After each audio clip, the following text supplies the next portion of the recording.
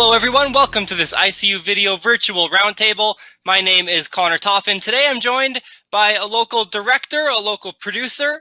He's worked on some films in Alberta recently, including John 3:16, which he just won, I believe, Best Director from Canada for. Probably phrased that wrong, but it's okay. We'll talk about that in a little bit. He's also worked on some big television sets in the past, including Extreme Home Makeover. And then we'll as well talk a little bit about his baseball career today. He has a pitching formula out. It just got patented, so you can maybe see that on TV in a few years. We'll talk about all that today. If I didn't say his name, it's Jarvis Grenier. Jarvis, how are you doing today? Hey, how's it going, Connor? It's good to see you. Yeah, it's good to see you too. It's been a while since the last time we talked. I think you were playing dodgeball. Yeah, it would have been dodgeball. Was it at McEwen or where was that? Yeah, we had like a big dodgeball showcase. That's right. That was funny. Yeah, so a very versatile guy, not just baseball, but dodgeball as well. Now, let's hop right into it here. I do want to talk about the current situation. So things have changed recently. Alberta just announced that we're really starting to reopen. I know for myself, being in the baseball community, they're hoping to get baseball back sooner than later. Where do you stand with your company, Hotshot Films, in terms of the pandemic and reopening? Yeah, well, it's definitely been a bit of it's definitely delayed everything that we had going on. We were supposed to be shooting a movie here in July. That's not happening. And there's a movie that we were supposed to shoot in September as well. That's, it's up in the air. So it's just a lot of uncertainty right now.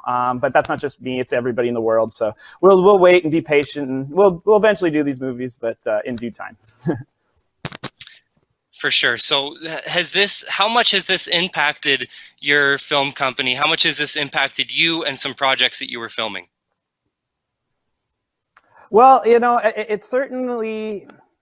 I don't think it's going to cancel anything. Like, all these projects were ready to go, but like all the restrictions in terms of Americans coming over and having to take 2 weeks, it just, they're still not sure how everything's going to shake out in terms of how to make everything 100% safe, because on set you're very close together. You can't avoid that.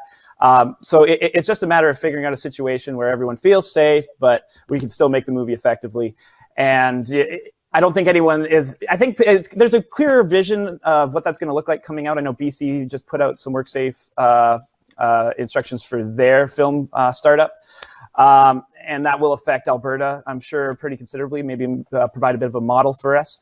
But until there is, an antidote to the COVID and have a vaccine for it, I understand why we have to wait. So we just preach patience right now, and these movies, like I said, will get made, and nobody's in too big of a hurry, and we just want to make sure everyone's safe when we come back. For sure. And when you do come back, what can you see being some of the differences? Obviously, you're on a movie set, so you can't always be social distancing. You can't always be wearing masks. What are some other options to make things safe? Well, they're going to try and do a lot of stuff outside, keep things, if anybody is, say the set is in a house, everything, all the other trailers and apartments are all outside, they're all tented. And instead of like using rooms in the house, studio space, we're going to use a lot more trailers, stuff like that. Just ways to keep people away from set and away from each other. There has been talk about no day calls, which I know is going to be complicated for some people, for sure. Day calling is a big part of the film industry, and without being able to do day calls, some people just won't be able to work. So I know some people will be able, it'll be really complicated to not have day calls, but I also understand that from the fact that you can't test every human being that comes on set if you don't control that number. So, like the testing is going to be big, and of course the quarantines of all the Americans when they come through before we shoot. So it's just adding an extra 2 weeks to all the costs, and, making sure that everyone, understands that this isn't permanent. This is kind of temporary measures to make sure everyone's safe. But it's important nevertheless until a cure is found. And so while you're waiting for everything to settle down and be able to return back to the set, what can you do throughout? What have you been doing throughout? Well, when everything shuts down like this, it's a great opportunity to write and create and develop with a couple of different guys. I got a couple of different projects, on the stove that I got working. A couple scripts that I really think have potential, and I wouldn't have been able to take as much time and attention to them maybe as normal. So I've been able to collaborate a good amount with some good writers, and have hopefully by the time this is all over, I got some solid scripts ready to sell, and we can get back to work again. So. Like I said, while we're waiting for production to start up, you might as well take as much time on pre-production as you can. Now, you do have a movie coming out called What We Don't Say. I believe that's on July 14th. Has the pandemic affected that at all? No, that one has not. That one's good. So you can look up for that one on Amazon and a lot of different streaming sites and downloadable sites and Walmart and that kind of places. So expect a digital release of that in July, and we're excited about that. Hopefully that's a good platform jump-off point for John 3:16. So we know the release date, we know when to find it, and you mentioned John 3:16. We'll talk about that right away, but can you explain kind of the plot and a little bit about What We Don't Say is about? Yeah, it's kind of a summer love kind of movie, kind of a 500 Days of Summer kind of movie, where guy who just brought his heart broken meets this new girl. Maybe she's kind of free-spirited and travels a lot, and they have spent the summer together, and they fall in love, but then they kind of show the complications that come with that as well. So it's kind of a human interest, very cute, very beautifully shot by Latif Ullah.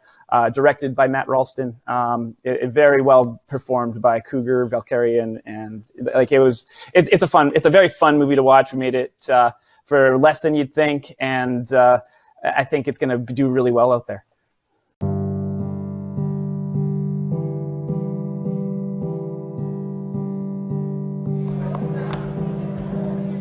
Why are you working here? These are good, man.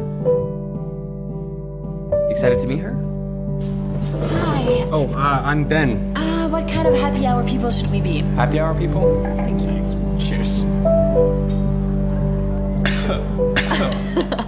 I have a newfound respect for James Bond.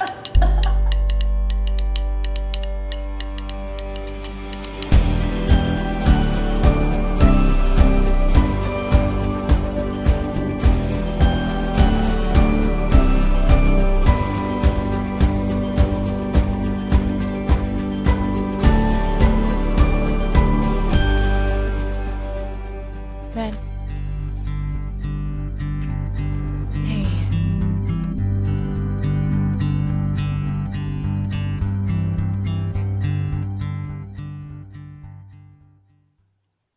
Now, that is a little bit of what kind of your career has turned into. Right now, you're starting on smaller films. How do you work within that smaller budget? Well, you got to just understand that as long as you have a camera, you can have a production. A lot of things can be faked and fudged a little bit. It's the beauty of cinema. As long as you got the camera, you can make just about anything. So it's all about knowing where to not necessarily cut corners, but to do things as efficiently as humanly possible, and work with people that maybe are at the same level as the budget. So that everybody who's involved wins still. But that doesn't mean we don't do the big projects too. It's just a matter of mixing in both of them, the passion projects with the big ones like Haunting of Hill House and, some shows like that, and like Extreme Home Makeover and that kind of thing. It's just a matter of, you got to do both, because especially if you just do the big shows, you're never going to be able to, get the recognition and build that good base of learning how to do it on a small budget. So you're better at solving problems when you do have money. So as the budgets keep getting bigger, we've learned more and more, and we'll be more and more prepared for those. One of the movies you've worked on recently, I believe it was your first directorial film, is John 3:16. You won Best Canadian Director for that. Once again, correct me if I have the award wrong or something. But what's that movie, and can you make any announcements on when it's coming out? Yes. Yeah. So it's about a guy in a mental hospital. They find this drifter walking around town. And he thinks he's Jesus, and he starts performing miracles. And the miracles have practical explanations at the beginning, but they get harder and harder to explain as time goes on. And at the end of the movie, you're like, oh, I don't know. But it's got this message to it that's really deep and dear to my heart. But it's also got it's very entertaining. It's very funny. Lots of great performances. Like Afton Rentz won Best Canadian Performance at that same Hollywood North Film Awards. A very great soundtrack by Paul Bergeron. Beautifully shot by Chase Gardner. We had just too many talented people involved, and all from Alberta. So we're very excited to get that one out there and show what Alberta is really capable of doing, and hopefully draw more and more production to the province. So sounds like you're not ready to give us the exclusive on a release date yet, but there has been a trailer that has released for it. Where can people find that? Well, you can find it on our Hot Shots Films Facebook page, website, any of our socials. Like I said, it's going to come out this summer. It'll be released at a film festival. I'm not allowed to talk about certain things just yet. That's just what I've been asked. But there's some exciting announcements to come, and some good opportunities to watch the film. And then there will be a digital and a limited release coming at some point that if you keep in touch with the Hot Shots Films or John 316 Facebook page, I can keep you updated.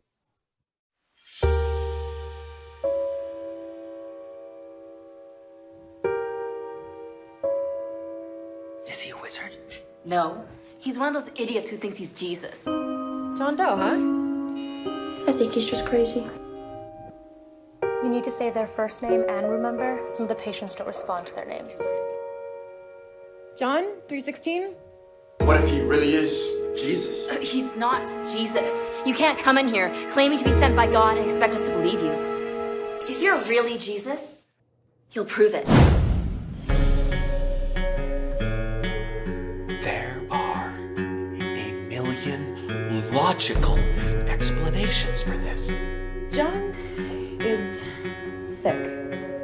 He's not Jesus. He doesn't have magical powers. We know he's not Jesus. He's John. You just need... Let me tell you about John. What are you gonna do, John? John 316. Been teaching us all sorts of stuff. You have no idea how bad I can make it for you in here. You have to let me go. You are a fake! You're a phony! You're a fraud! His name is John.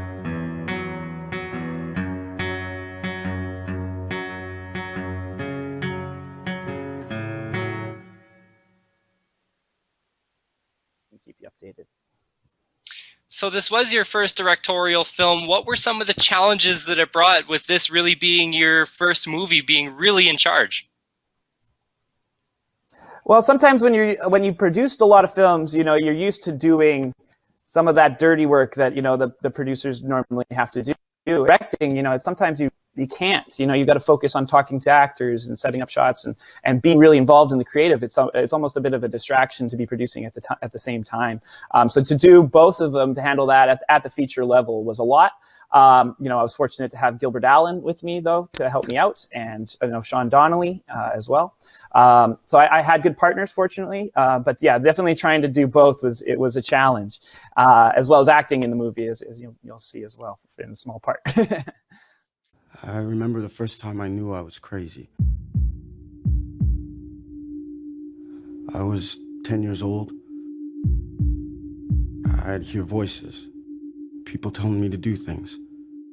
The psychiatrist told my parents that I had schizophrenia and some other things I can't remember.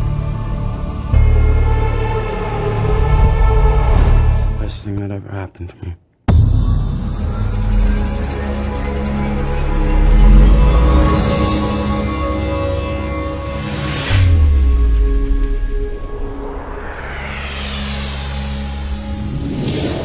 Now, these were filmed in Alberta.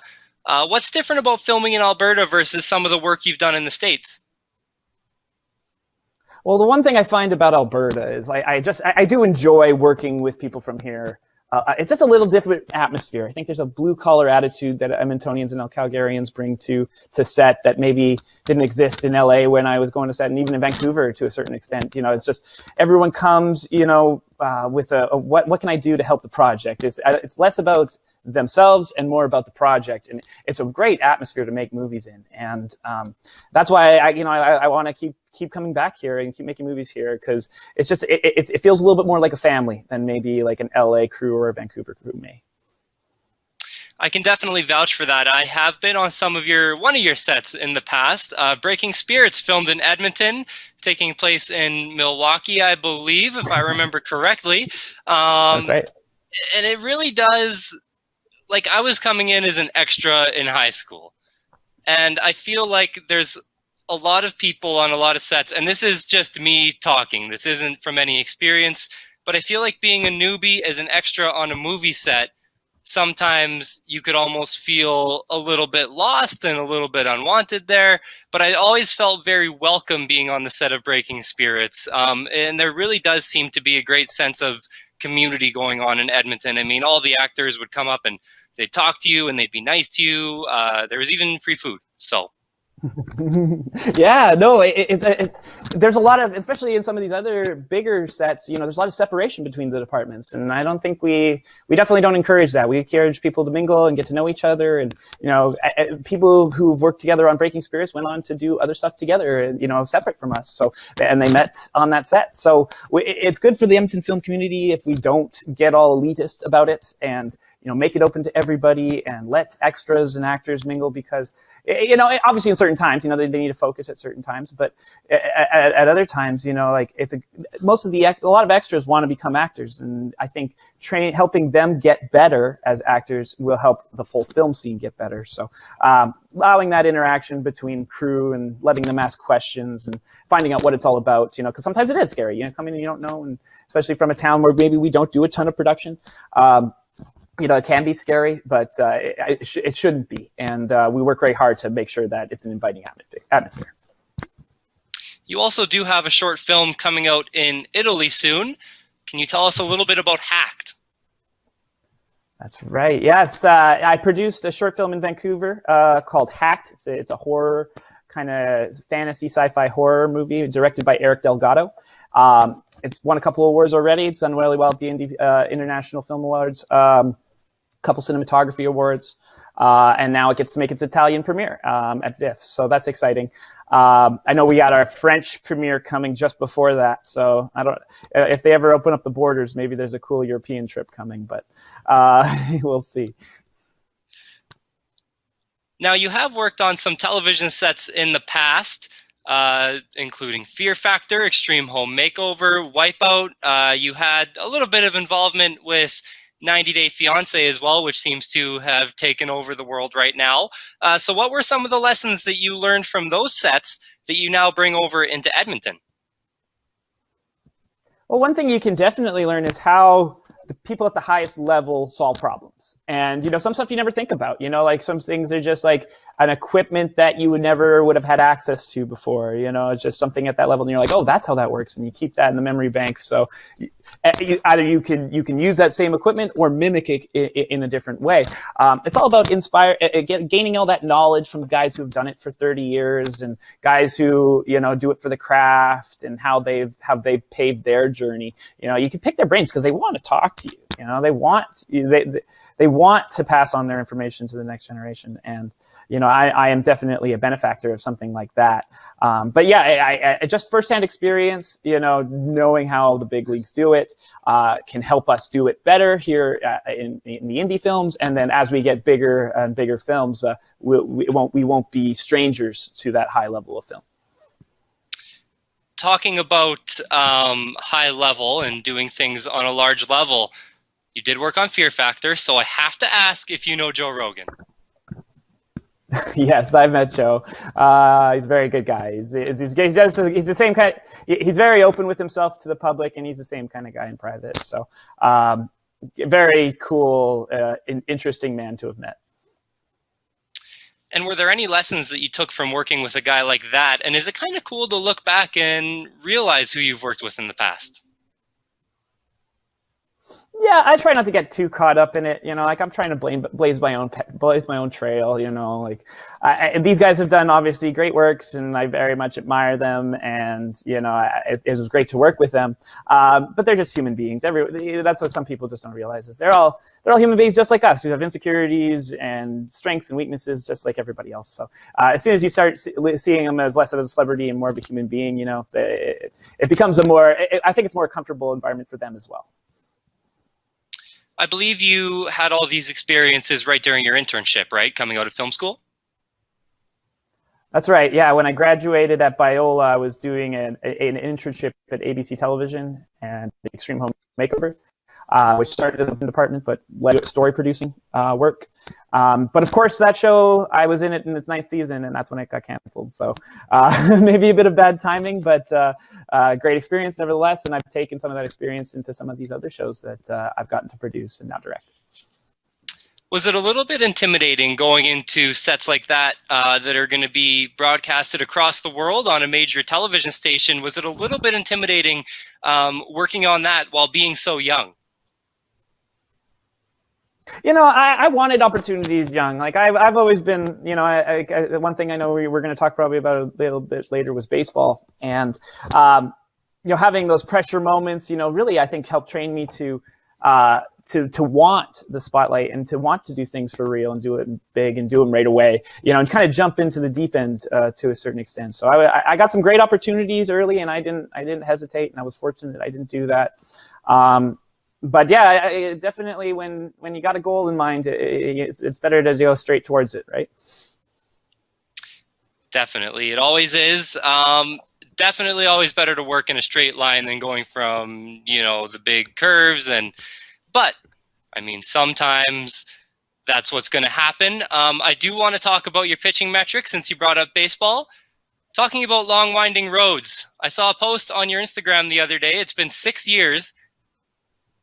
Something got patented, or what's this formula? What was that post all about? Well, when I was at Biola, I was working on I published a statistical theory called curveball quantification with a professor there named Dr. Jason Wilson. And since then, we've been under the work of trying to get, what it is, it's an objective rating system for pitches that takes into account all the variables that go into it. So not just velocity, not just movement, not just location, but all of them, and it quantifies them into one number. And it took us a long time to develop, but we got it, and we have a strong correlation value, statistically significant, and we can use it to compare pitchers to each other using metrics that they control. Like ERA is very much results-based statistics. It's based on the hitter or the umpire, or sometimes even the conditions. Quality of pitch, QoP we call it, tells you exactly how hard that pitch was to hit, if you knew it was coming, like it not based on deception or anything like that, just an objective matrix that that the pitchers can control and objectify and kind of validate their worth, or, maybe refute their averages as well. So it's a new analytics tool that we're using to work with major league teams, but we've only been able to release averages until this point. Until we get into the patent, we definitely we feared reverse engineering.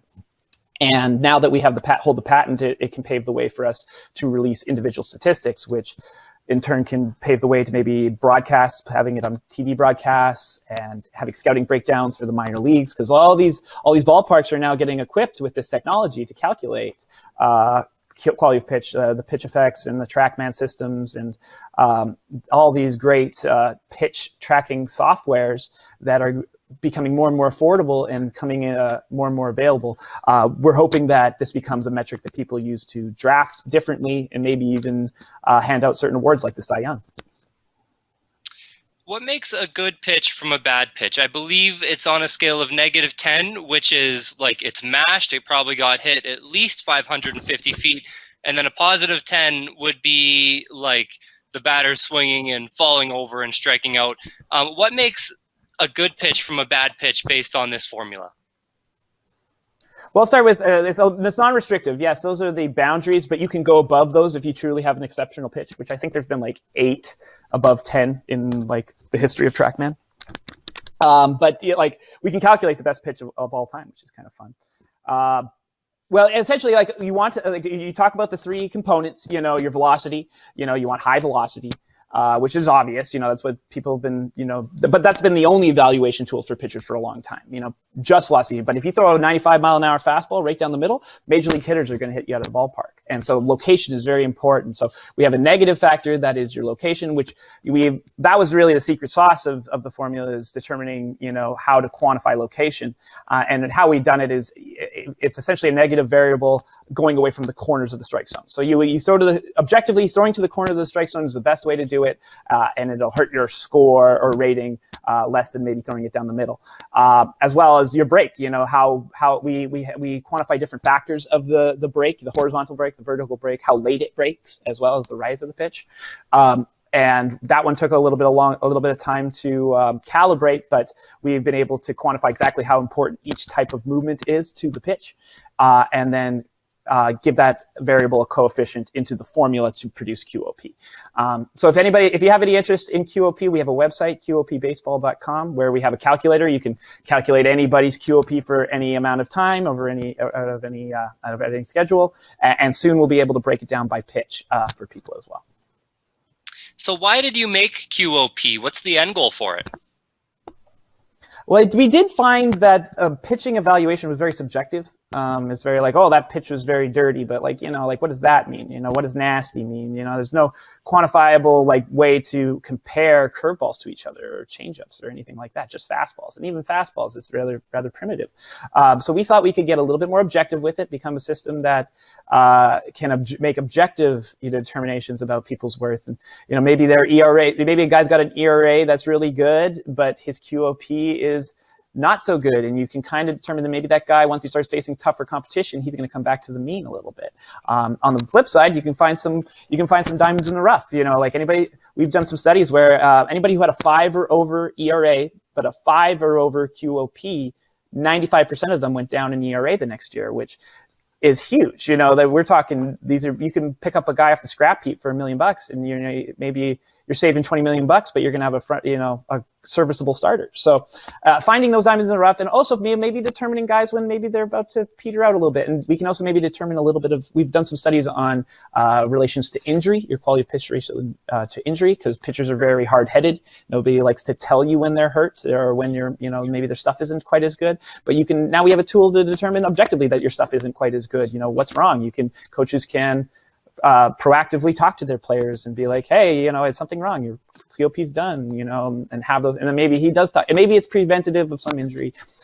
There's a lot of different applications, as well as hitter analysis, validating batting averages, as well. Guys facing low quality pitches, but get high batting average. Another guy that might regress to the mean, and vice versa. So, and we just figured it was a better tool, especially a guy like me, maybe didn't really rely on velocity. It relied on movement and location, and, was effective. There's more to pitching than just velocity, and, maybe that inspired it to a certain extent. But I just wanted to make sure that the best pitchers that are out there, regardless of velocity, are getting recognized. Who's the guy in the majors right now that this quality of pitch formula would support, whereas the general consensus among the population right now might be that they're not as good as your quality of pitch metric would indicate? Okay, I'd have to probably do a little bit of research, but I know there's a lot of talk about Chris Sale and how his numbers. I'll give you kind of a flip side one.